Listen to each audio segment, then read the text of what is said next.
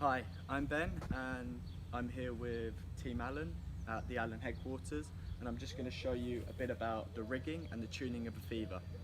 So a bit before you hoist up your mast, you want to make sure that your blocks and your halyards, especially for your jib, isn't wearing away or isn't about to break, because that wouldn't be very good when you're sailing. You also want to make sure that your shrouds are either side of your jib halyard, so it's even tensioned when you hoist up your mast. And finally, you also want to make sure that your spinnaker halyard is straight and not wrapped around the mast. And just before you put your mast up, you want to make sure that you put your Allen aero vane up on the top of the mast, just so you get that clean idea of where the wind's coming from.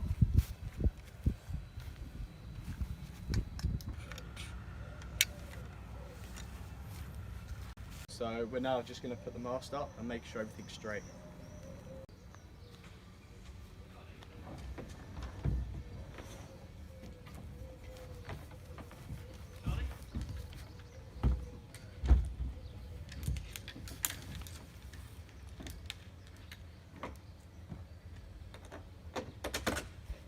So once your mast's up, you want to make sure you've untangled all of the ropes, and you want to then put your shrouds in the Allen vernier adjuster. So today it's quite light, so I'm going to be going on my light wind settings, which is 2 shown from the bottom. However, please do not go off this, as every Feva is different and each shroud length is different. I also like to tape around my shrouds just to make sure that nothing comes undone when you're sailing, especially on your leeward side.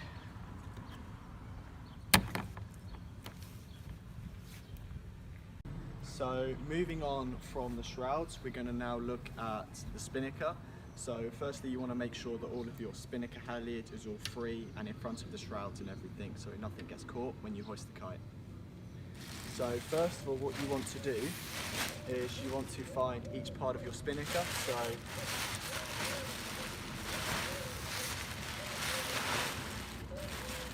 this is the tack, and the tack is supposed to go at the front on the spinnaker pole. You've got to make sure you get this right, because it's really easy to hoist the kite upside down. So what I like to do is just a simple bowline, and that just keeps it there, and it's very unlikely that it will untie.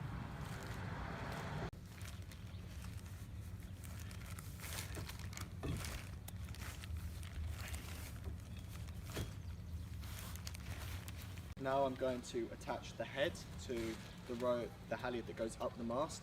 So for this, I do the exact same as I do for the tack on the pole, is I just tie a simple bowline. So now you want to go on to the retrieval line. You want to make sure that it's in front of this bar right here. And so what you do is you just place it through the first eyelet, which is at the bottom of the spinnaker, and then you just pull it all the way up to this little cross here. And all you do once again, is just tie a simple bowline.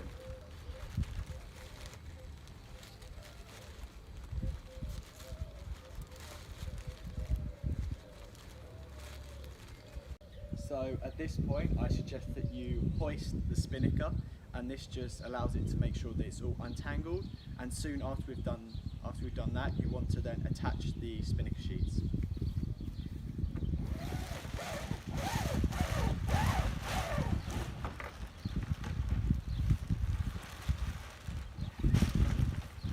The spinnaker's up. This is the time where I personally do attach the spinnaker sheets. So a few things before you do fully attach the spinnaker sheets is just to make sure that your block is inside the shrouds, and also make sure all of your sheets are clear in front of the mast and not inside anything.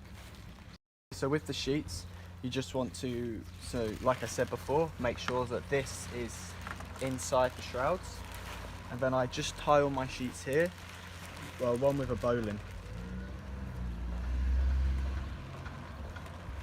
With your second sheet, you want to make sure that it comes inside the shroud or inside the halyard, so that allows it to go through without getting caught on anything.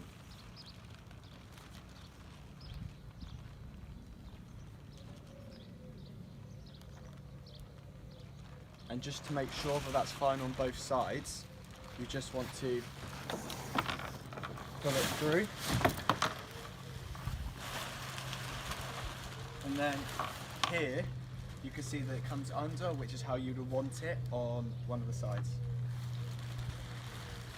Top tip for dropping the kite, if you're new to the Feva, because it can be quite stiff and hard to get into the spinnaker chute, is just to pull it down first, and then as you can see, that just takes off the tension and allows it to go straight into the chute.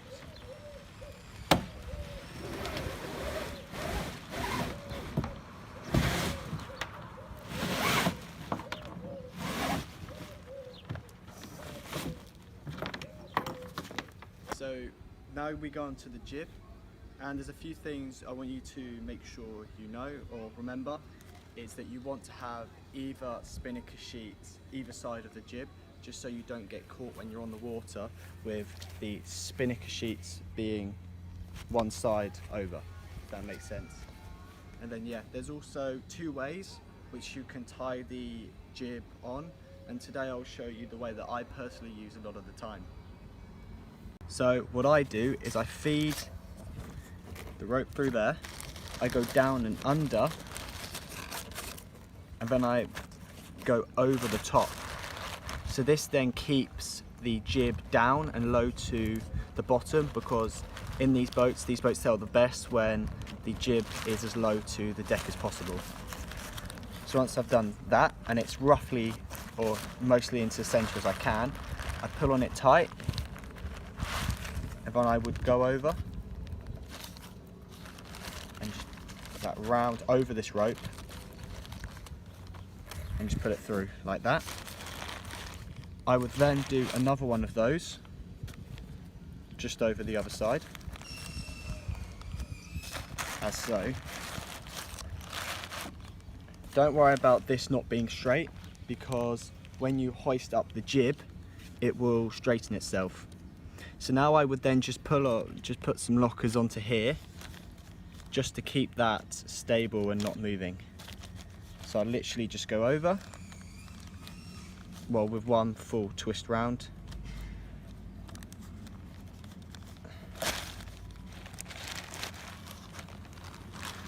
And then I'll twist this round a little bit, just so the anchor doesn't move too much.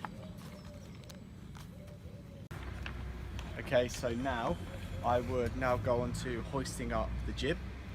And so you want to once again make sure that the jib is all clear, away from anything at the top, like the shroud, to making sure it's all open and clear. You now want to make sure that the halyard isn't twisted at all, and you just want to grab your jib and just tie a simple bowline.